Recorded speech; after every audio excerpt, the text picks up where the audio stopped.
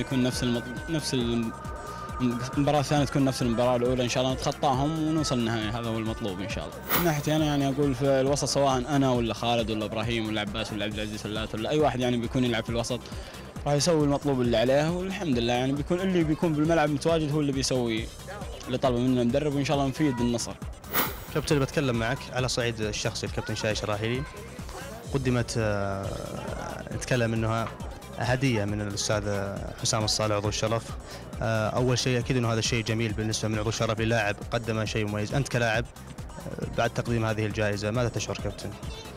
أول شيء أشكر حسام الصالح على اللي سواه لي. طبعا حسام الصالح ما غني عن التعريف، مو بشرط إني أنا أتكلم عنه، يعني معروف. وبالنسبة لي هذا الشيء يعطيني حافز إني أسوي يعني أقدم شيء أفضل وأفضل عشان أوصل لأشياء يعني تستاهلني، يعني أحاول إني أقدم أشياء أفضل وأفضل إن شاء الله، وأوصل لمستويات زينة إن شاء الله ترضي جمهور النصر.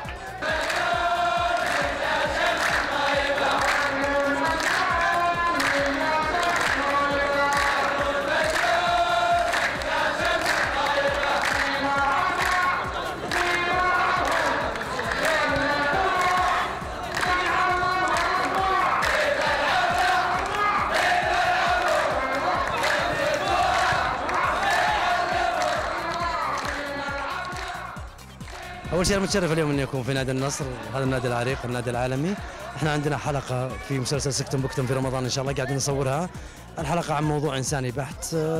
حقيقة رحبوا فينا لاعبين نادي النصر ورئيس النادي النصر، وأنا من خلال برنامجكم أشكر سمو سيدي الأمير فيصل بن تركي على وقفته معنا ودعمه لنا وترحيب لنا في النادي، واشكر اللاعبين والمسؤولين في النادي كلهم اللي وقفوا معنا وقفه جاده وصادقه دعم هذه الحلقه الانسانيه. والله اتمنى نصراوي واتمنى ان شاء الله النصر يحصل البطوله، وان شاء الله النصر حليف النصر مشيئه الله تعالى.